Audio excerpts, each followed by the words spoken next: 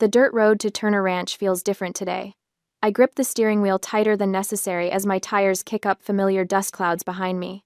6 years of driving this route every weekend, and I could navigate it blindfolded. Past the crooked mailbox with the faded Turner name. Around the bend, where wild sage grows thick along the fence line.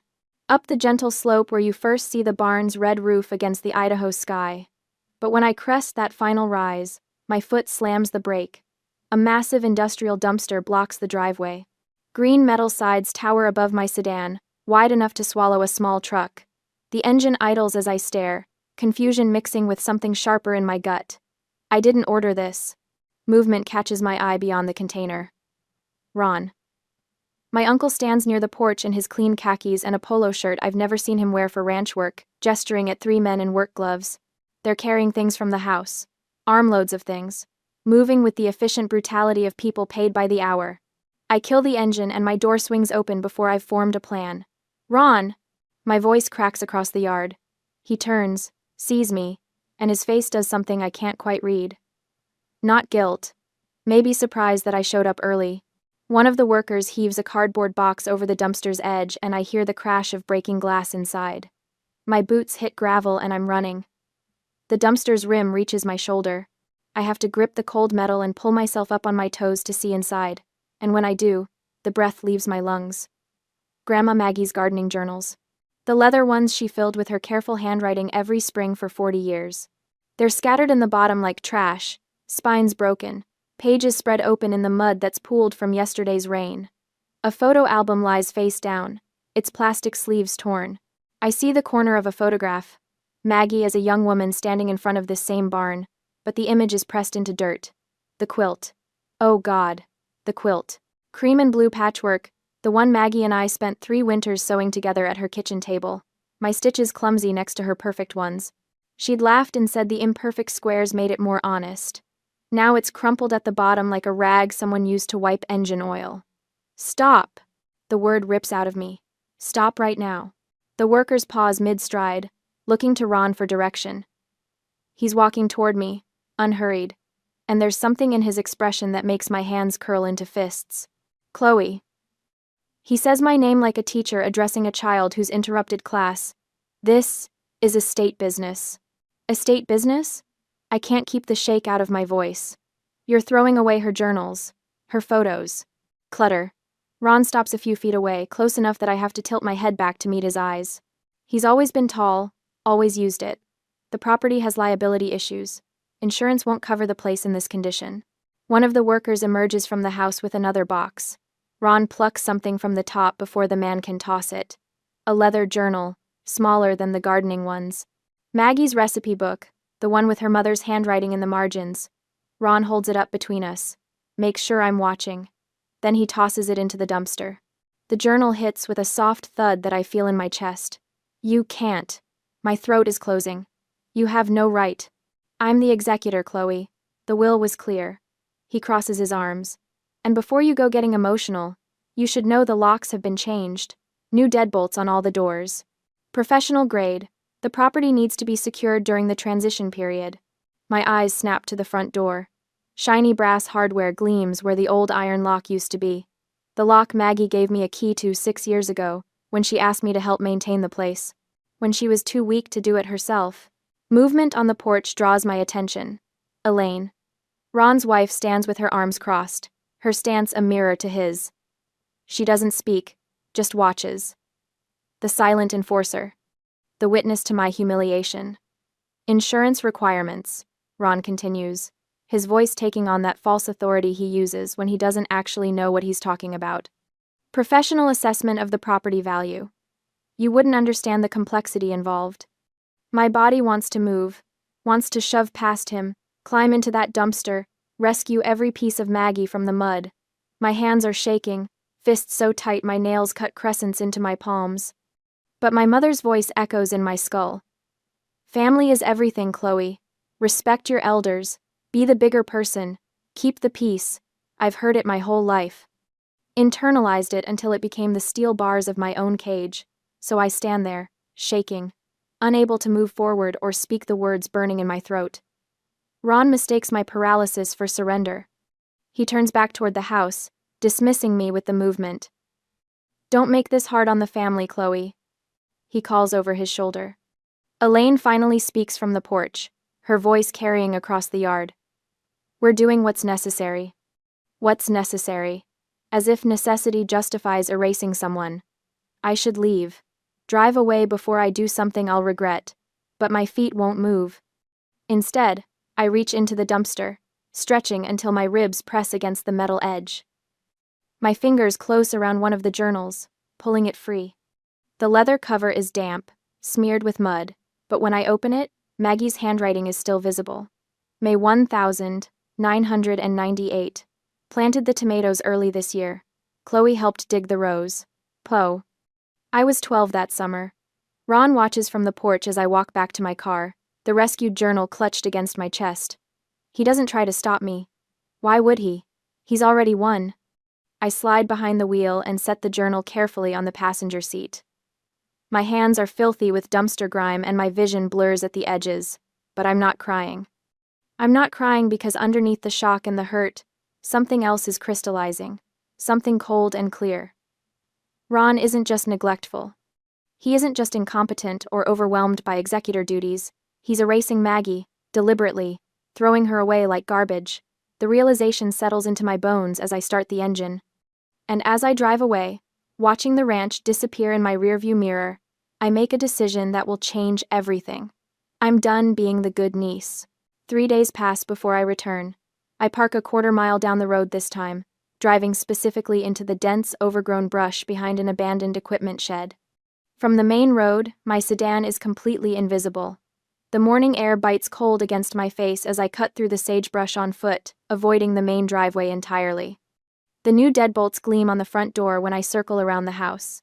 Brass hardware that probably cost more than the monthly utility bills I paid for 6 years. Ron's truck isn't in the yard. Neither is Elaine's SUV. The house looks empty, but I move carefully anyway, pressing close to the weathered siding. The cellar door hides exactly where I remember it. 20 years of ivy growth have nearly swallowed the entrance. The wooden frame is half rotted, the kind of detail Ron would never bother inspecting. Too dirty, too beneath his attention. I push aside the thick vines, their leaves rustling loud in the silence, and there it is. The old iron lock Maggie never replaced. My spare key slides in like it was waiting. The lock clicks. The sound makes my heart jump even though I'm alone. I ease the door open, wincing at the creak of hinges that haven't moved in months. Darkness yawns below. I pull out my phone, thumbing on the flashlight, and descend stone steps slick with moisture. The cellar smells like earth and old wood, and something else. Abandonment. The beam from my phone cuts through the dark, catching cobwebs and dust motes. I cross the dirt floor to the interior stairs, each step deliberate, listening for any sound above. When I emerge into the kitchen, I stop breathing. Everything is wrong. The table where Maggie and I sewed that quilt sits shoved against the far wall, buried under cardboard boxes. The grandfather clock that stood in the hallway for 40 years is gone. Just a clean rectangle on the wallpaper where it used to be. The walls themselves look bare, stripped. Photos removed, their outlines visible in the faded paint. I move through the house like a ghost, cataloging the destruction. The living room furniture has been rearranged into careless clusters. Maggie's reading chair faces the wrong direction, away from the window where she always sat to catch afternoon light. The bookshelf holds nothing but a few water-damaged paperbacks, Ron probably deemed worthless. The study door is open. Papers cover every surface inside. I step over a collapsed stack of file folders and approach the desk. Ron's work. His handwriting scrawls across sticky notes plastered to the lamp, the wall, the desk calendar, reminders about appraisals and inspections and closing dates, the language of liquidation. My hands are steadier than they should be as I start searching. The top drawer yields nothing but pens and rubber bands. The second drawer sticks halfway, jammed with junk mail and unopened envelopes. I pull harder and it gives, contents spilling across the floor in a cascade of paper. That's when I see it. The survey map. It's wedged between 2 catalogs, one corner visible. I yank it free and spread it across the desk, smoothing the creases with trembling fingers. Turner Commercial Plaza, reads the header in bold print. A developer's draft. Parking lots drawn where the pasture should be. Retail spaces plotted across the land Maggie spent her life protecting. The date stamp in the corner makes my stomach drop.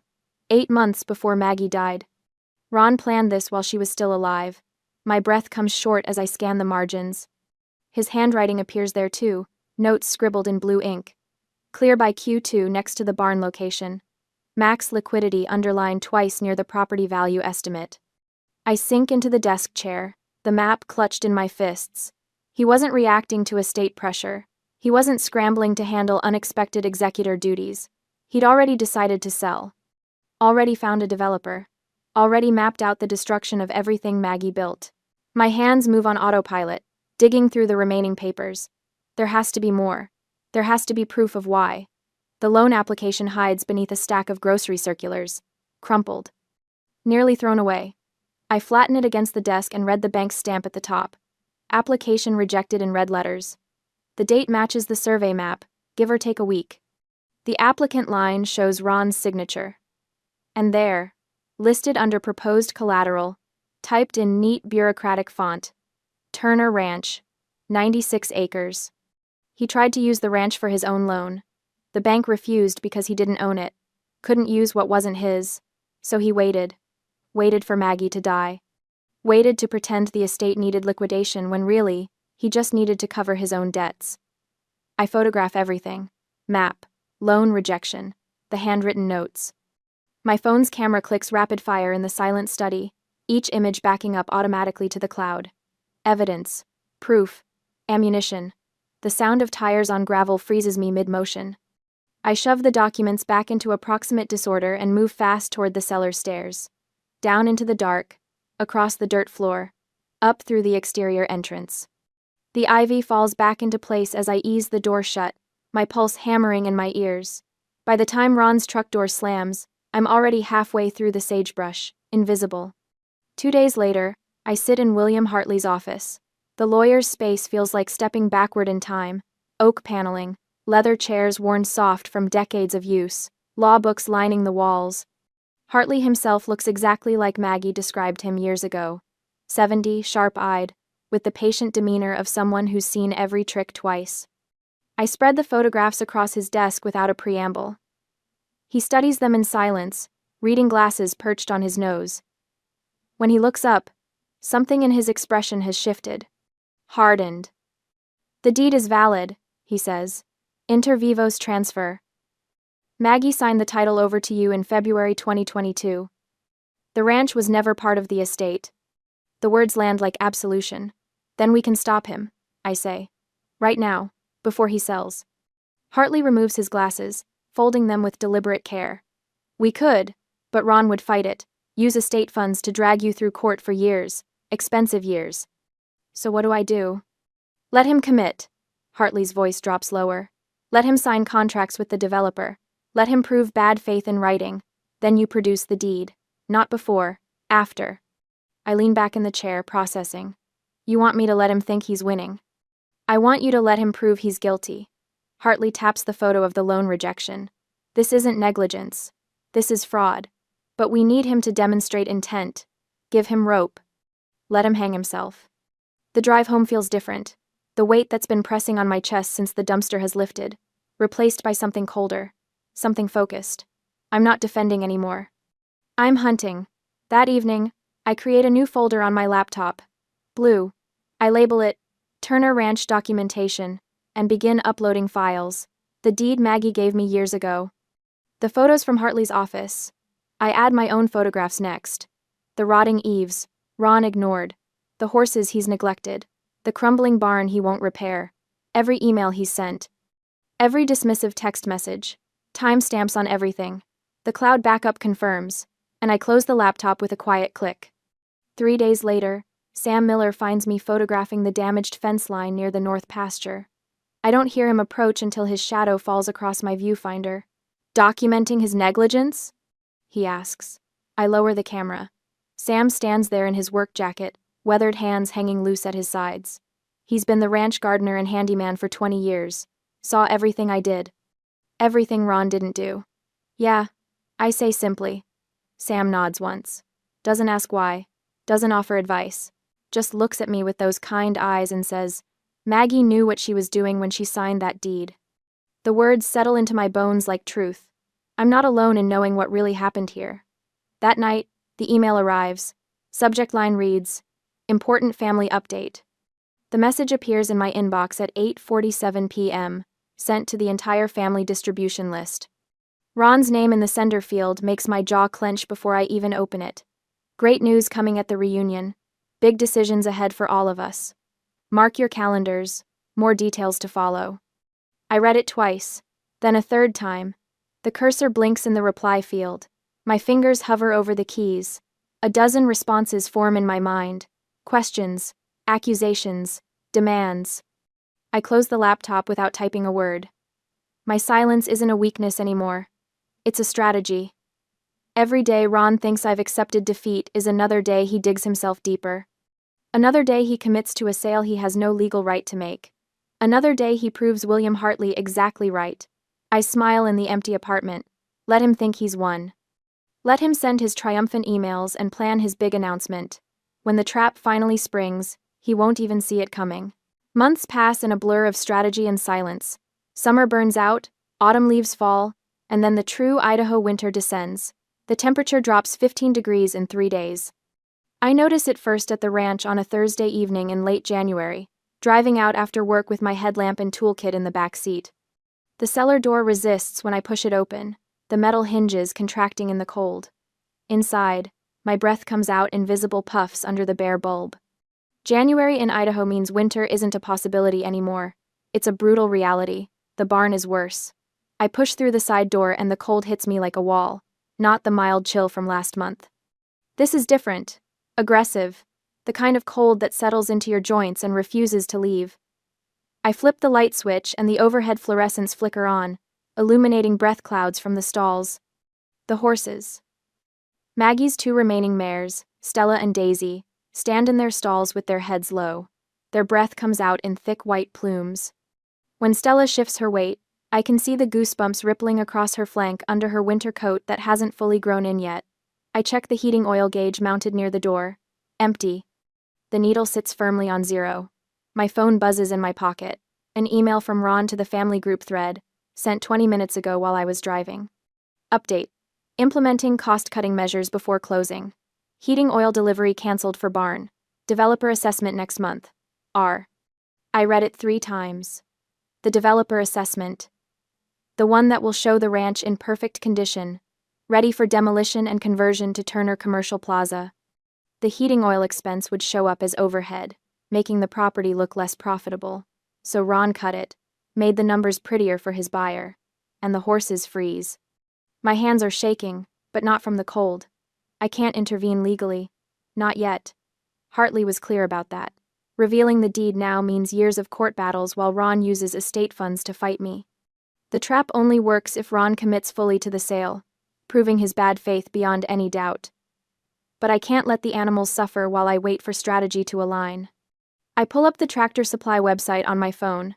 Portable space heaters, commercial grade, $200 each. I need at least 4 to make a dent in this space. Thermal blankets for the horses. Another $100. Extra hay bales because they'll need more calories to stay warm. Another $200 for delivery tonight. $800 total. I work through the checkout process, entering my debit card information with numb fingers. The confirmation email arrives with a delivery window. Tonight between 8 and 10. That gives me 2 hours. I spend it hauling every spare blanket I can find in the house storage closets, draping them over the stall doors to block drafts. I stuff old towels and rags into the gaps where the barn siding has warped with age. Stella watches me work, her dark eyes following my movements. When I pass her stall, she presses her nose against my shoulder. Warm breath against my frozen cheek. I know, I whisper. I'm here. The delivery truck arrives at 9:15. The driver helps me unload the heaters and hay bales, eyeing the dark property with curiosity but asking no questions. Cash transaction, no receipt with Ron's name on it. He drives away and I'm alone with 4 industrial heaters and a plan that violates every strategic instinct Hartley tried to teach me. I plug in the first heater near Stella's stall. The orange glow fills the corner of the barn, and within minutes I can feel the difference. Not warm yet, but the aggressive edge of cold retreats slightly. I position the other 3 heaters strategically, creating pockets of warmth that overlap near the stall areas. The thermal blankets go over both horses, secured with the chest straps designed for this purpose. I'm adjusting Daisy's blanket when I hear boots on gravel outside. My hand freezes on the strap. The barn door is already open from the delivery, and I left the cellar entrance unlocked behind me. Stupid. I was so focused on the horses. I forgot basic security. The footsteps stop at the barn entrance. Thought I saw lights. Sam Miller's voice. Not Ron, not Elaine. I turn around slowly, still crouched beside Daisy's stall. Sam stands in the doorway, his weathered face shadowed by the heater glow behind me. He's wearing a heavy canvas jacket and work gloves, dressed for cold night labor. His eyes move from me to the heaters to the thermal blankets. He doesn't ask what I'm doing here. Doesn't question my right to be on property Ron claims to control. Instead, he walks to the far wall where the insulation has torn away from the studs, leaving gaps that let in wind. He examines it for a long moment, running his gloved hand along the damaged section. This won't hold heat, he says. Got some foam board in my truck. Be right back. He's gone before I can respond. When he returns, he's carrying rigid foam insulation panels and a cordless drill. We work in silence for the next 2 hours. Sam cuts and fits the panels while I hold them in place. He drills them into the studs with practiced efficiency, sealing the gaps that have leaked warmth for probably 5 winters. Every few panels, he pauses to check his work, adjusting angles, adding extra screws where the barn wall curves slightly. The only sounds are the drill, the soft shuffle of horses in their stalls, and our breathing. Around 11, Sam produces a thermos from his jacket. He pours coffee into the cap and hands it to me without asking if I want any. The liquid is still hot enough to burn my tongue, bitter and perfect. We stand side by side near one of the heaters, warming our hands on the thermos. Snow begins to fall outside. Small flakes at first, then larger ones that catch the light from the barn windows. Sam watches them accumulate on the gravel, his expression unreadable. Then he speaks. Maggie told me what she did. My hand tightens on the thermos cap. The deed. He continues. February 2022. She had me witness the notary appointment. Said you were the only one who loved the land, not the money. The validation hits me harder than I expected. My throat closes and I have to look away, focusing on the falling snow until I can trust my voice. Ron doesn't know.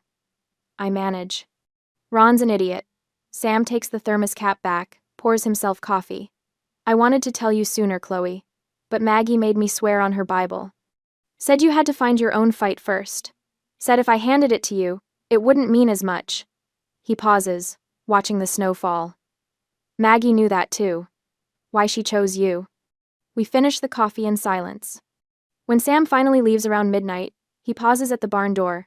You need anything else? I'm 10 minutes down the road. He pulls a card from his pocket, sets it on the workbench. His cell number, written in permanent marker, day or night. The door closes behind him, and I'm alone with the horses and the heaters and the truth that's been building since the dumpster. Maggie saw me, chose me, trusted me. I'm not crazy. I'm not selfish. I'm not the problem Ron has spent months telling the family I am. My phone buzzes. Another text from Ron, sent to just me this time. Why so quiet, Chloe? Finally accepting reality? I read it twice. Then I set the phone face down on the workbench without responding. For 6 years I answered every question, explained every decision, justified every hour I spent here. Seeking approval that never came, permission I never needed. My silence used to mean submission. Now it means something else entirely. I check the heaters one more time before I leave, adjusting the settings to maintain steady warmth through the night. The horses are already drowsy in their thermal blankets, the barn temperature hovering at a survivable 50 degrees. Over the next week, Ron's texts multiply. Developer coming next month. Time to be realistic. Family unity requires compromise, Chloe. Your silence is noted. I save every message, screenshot them with timestamps, upload them to the cloud drive where I keep the survey map and the loan application. Each text is more aggressive than the last, Ron's frustration bleeding through the professionally worded threats. The blue folder grows thicker. On Tuesday, a certified mail notice appears in my apartment mailbox. I sign for the package on Wednesday morning before work. The envelope is heavy, cream-colored, and official-looking. I open it in my car before starting the engine. Turner family reunion. Mandatory attendance. The date is mid-February. Location: Turner Ranch. Agenda: final decisions regarding estate liquidation. Ron's personal note is paper-clipped to the formal invitation, his handwriting aggressive and cramped. Time to make this official, Chloe. The developer needs an answer. My hands don't shake when I slide the invitation into the blue folder, filing it behind the deed and the survey map and the months of documented evidence. The clock has run out. The trap is ready. On the reunion day, the ranch house hasn't held this many people since Grandma Maggie's funeral. 35 relatives fill the rooms, their voices bouncing off walls that used to absorb only silence and my solitary footsteps. I stand near the kitchen doorway, watching cousins I haven't seen in years pile plates with catered food that must have cost a fortune. Estate funds, probably. Ron's idea of magnanimity. White tablecloths cover every surface, crisp and formal. Nothing about this feels like the ranch I know. Ron moves through the crowd in a suit. Actual wool, tailored. The kind he'd mock other men for wearing to anything less than a wedding. He's playing a role today, shaking hands, touching shoulders. The benevolent patriarch distributing wisdom and difficult decisions. Elaine works the perimeter. I track her movement from aunt to cousin to uncle, her hand landing on forearms, her voice low and sympathetic. Planting seeds. Watering the narrative she and Ron have cultivated for months. Such a stubborn girl. The whisper comes from somewhere behind me. Doesn't understand the financial reality. Maggie would want what's best for everyone, not just Chloe's sentimental notions. I press my spine against the doorframe. The canvas bag hangs from my shoulder, its weight familiar. The blue folder inside feels heavier than paper should. Ron claps his hands twice, sharp cracks that silence the room. Family, if we could all gather in the dining area. His voice carries the false warmth of a car salesman. I have a presentation that will clarify our situation. People shuffle, holding plates and wine glasses. Ron has set up his laptop on the sideboard, cable snaking to the flat-screen TV mounted above the fireplace. The screen glows blue, waiting. I take a seat at the far end of the main table, the chair Maggie used to occupy. No one protests. The first slide appears. Turner Estate financial reality in bold letters over a photo of the barn I know Ron hasn't entered in years. As executor, I've conducted a comprehensive assessment. Ron advances to the next slide. Numbers fill the screen. Property taxes, maintenance costs, projected repairs. Every figure inflated beyond recognition. The debt burden is unsustainable. A cousin to my left leans forward, studying the numbers. Aunt Martha covers her mouth. Next slide. Photos of the ranch, each carefully selected. The rotting eave I reported to Ron months ago, never fixed. The fence section that collapsed last winter when he refused to budget for posts. The peeling paint on the barn's north side. Every image screams neglect, and none show the work I've done. The repaired stalls, the maintained pastures, the garden I've kept alive. The property has fallen into disrepair. Ron's tone suggests tragedy, rather than his own intentional abandonment. Continuing to maintain it would consume resources the family can't afford. My fingers curl around the bag strap. The final slides show an architectural rendering. Glass and steel where the barn stands. Paved parking where Maggie's garden grows. Commercial plaza rendered in clean fonts and modern angles. The solution is straightforward. Ron pauses for effect. A reputable developer has offered $1,650,000 for the property. Murmurs ripple through the room. Someone whistles low. This allows us to preserve the family legacy by converting it to liquid assets. Everyone benefits. The Turner name endures in a new form. The screen goes dark. Ron closes his laptop with a decisive click. I watch him, my mind racing. He's bluffing about the finalized deal. No developer cuts a check without a clear title search.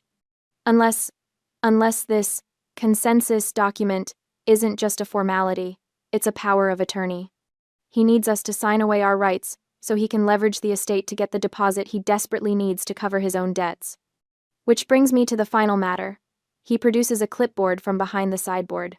Paper attached, official looking. A heavy silver pen rests on top, the kind that costs more than it should. I've prepared a family consensus document. Simple formality. Everyone here has already reviewed and agreed. He walks the length of the table. His steps are measured, confident. The clipboard lands directly in front of me with a soft thud. All 34 other people turn their heads. The document is dense with legal language. I'd need an hour to parse properly.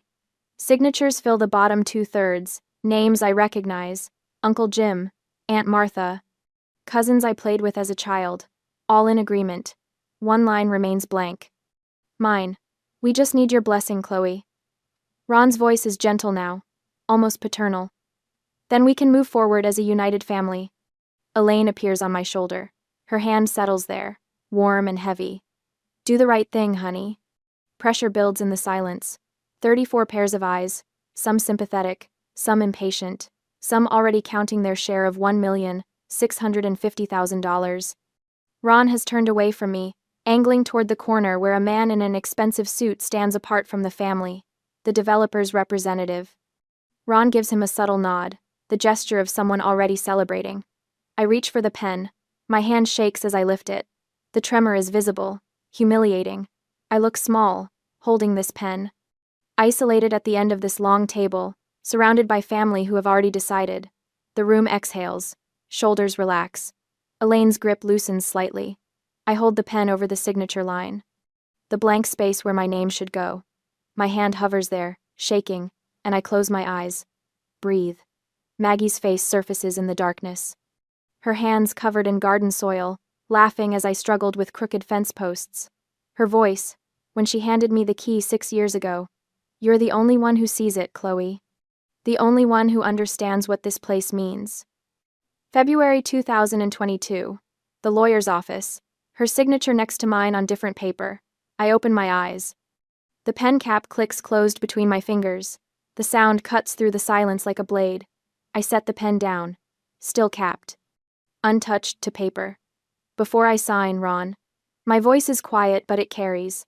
The academic advisor voice I use when a student has falsified their transcripts.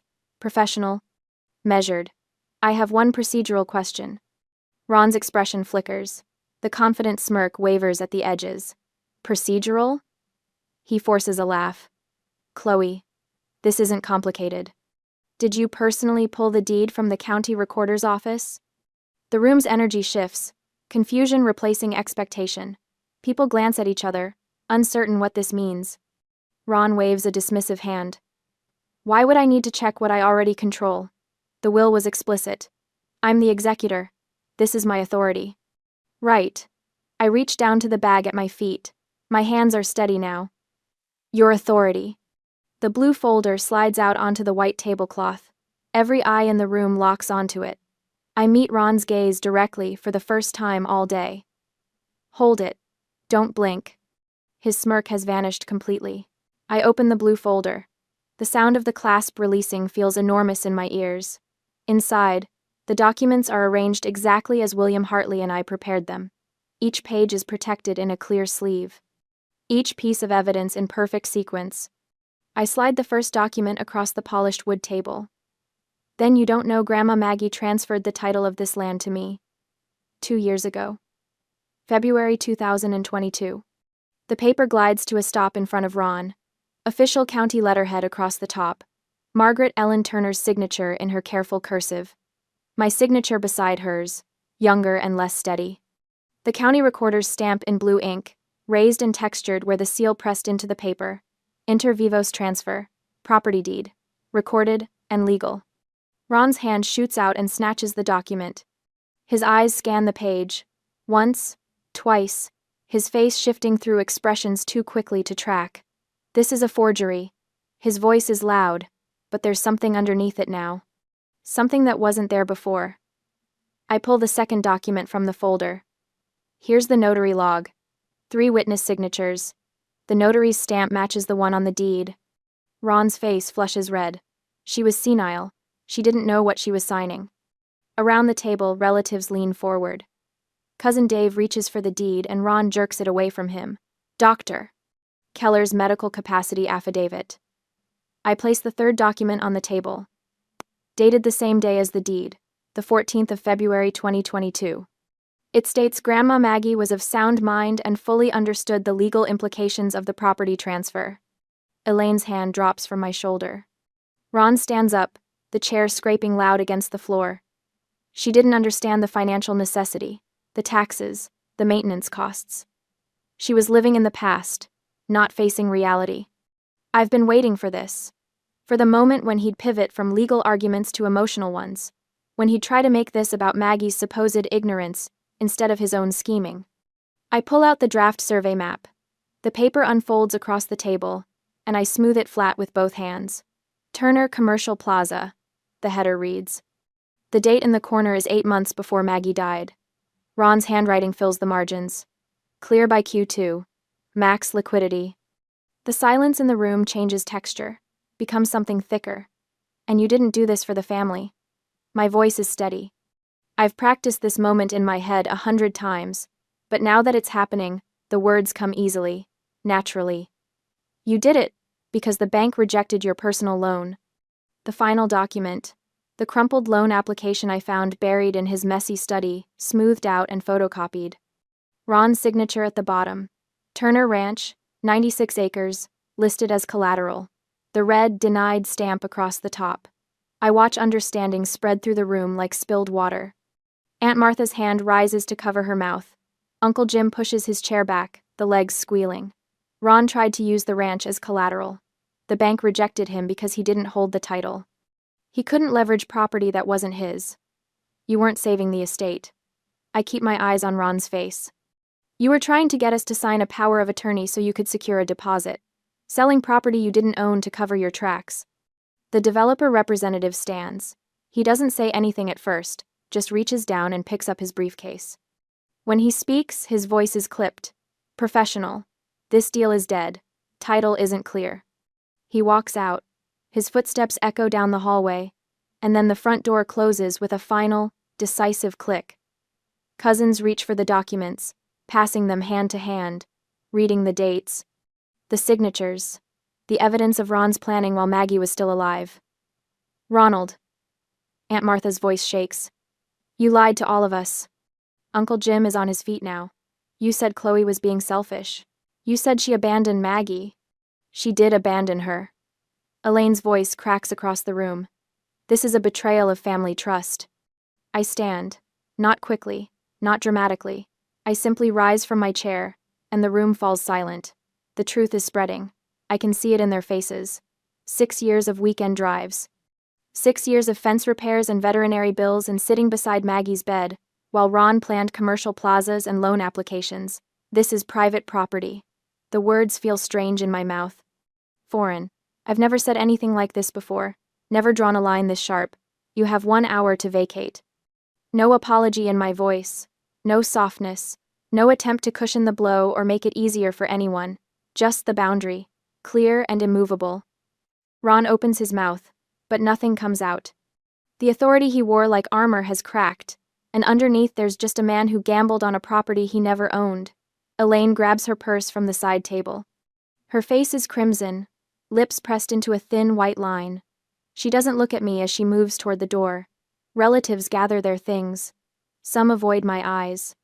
Others nod slightly as they pass, something like respect or shame in their expressions. Movement in the doorway catches my attention. Sam Miller stands there, his weathered face creased in something that might be a smile. He heard everything. Of course he did. He's been waiting for this moment as long as I have. William Hartley appears behind him, briefcase in hand. I can help coordinate the exit if needed. Ron is the last to move. He stands by the table, the deed still in his hand. For a moment, I think he might try to take it, to destroy it, but he just lets it fall back onto the wood surface. When he walks past me, he doesn't speak. The man who threw Maggie's journals into the dumpster, who changed the locks, who tried to erase her. He has nothing left to say. The door closes behind him, and I am alone in my grandmother's house. My house now, the owner, not the trespasser, the steward, not the thief. I sink back into the chair and let out a breath I didn't know I was holding. The driveway looks different without the dumpster. I pull up to Turner Ranch on a Sunday afternoon in late August, 6 months after the reunion that changed everything. The same dirt road, the same bend in the fence line where sage grows wild, but the flowers are blooming now. Purple lupine and yellow arrowleaf crowd the gate posts where weeds used to choke the ground. The barn wears fresh red paint, The fences stand white and straight. The horses graze in the pasture with healthy coats that catch the sunlight, no longer shivering in their stalls. Sam Miller's truck sits near the renovated bunkhouse where he lives now, rent-free, caretaker and friend. The arrangement suits us both. I park and gather the pie William Hartley dropped off this morning, homemade cherry, still warm in its dish. He visits monthly these days, always bringing legal updates wrapped in conversation and baked goods. Today he's staying for dinner. Inside, the dining room table seats 8. 3 of my colleagues from the university are already here, laughing about something that happened at registration last week. They understand now why I was so distracted last year, why I kept checking my phone during meetings and disappeared on weekends. Sam sits at the head of the table with me, an honored guest in the home he helped save. He's telling a story about the garden's tomato harvest, his weathered hands gesturing as he describes the vines heavy with fruit. Maggie would have been proud, he says, and the words settle warm in my chest. William arrives as we're setting out plates. He places the pie on the counter and shakes hands with everyone, his sharp eyes taking in the renovated kitchen with approval. The oppressive silence that used to fill this house has been replaced by something lighter. Laughter, the clink of silverware, normal sounds that feel revolutionary. Over dinner, conversation drifts to the legal resolution. One of my colleagues asks about Ron, and I realize I haven't thought about him in weeks. The court appointed a neutral administrator for the remaining cash assets, William explains, helping himself to roasted potatoes. Once the fraud evidence surfaced, Ron was removed as executor entirely. Some relatives took his side, I add, passing the salad bowl. We haven't spoken since the reunion. My colleague Sarah winces. That must be hard. I consider this. 6 months ago, the thought would have crushed me. Family is everything. Keep the peace. Be the bigger person. I didn't lose family, I say now, and I mean it. I lost people who enabled theft. The weight I carried for so long is gone. These people around my table, they're built on honesty, not an obligation, not blind loyalty to blood ties that meant nothing when I needed help. After dinner, I walk the fence line alone as the sun drops toward the horizon, the same walk I took for 6 years when this place wasn't officially mine. When I fixed posts and paid utility bills and sat with dying Maggie while Ron stayed away. But everything feels different now. My boots follow the path I wore into the grass. I'm not the helper anymore, sneaking onto property that belonged to someone else. I'm the owner, the steward, the one Maggie chose. Her wisdom proved true in the end. I stop at the gate where Ron locked me out before, where I stood trembling with rage, unable to physically confront him because my conditioning wouldn't allow it. A new lock gleams in the evening light. My key, my choice. Inside the house, visible through the window, the journal I rescued from the dumpster sits in a glass case. Maggie's handwriting is preserved. Her memory is honored, not erased. The sunset paints the sky in shades of orange and purple, colors so vivid they seem unreal. 96 acres stretch before me, land I saved by loving it when no one else would, by showing up every weekend for 6 years, by choosing labor over entitlement. I pull the gate closed and turn the key. The lock clicks with satisfying finality, not keeping people out, keeping peace in. I stand there a moment longer, breathing the cooling air, watching shadows lengthen across the property. Somewhere in the pasture, a horse snorts. The barn door creaks on its hinges, small sounds that belong to me now. Grandma knew. She always knew. I pocket the key and walk back toward the house, where light spills warm from the windows and my friends are probably arguing over who does dishes. Real family. The kind you build yourself. The kind that stays.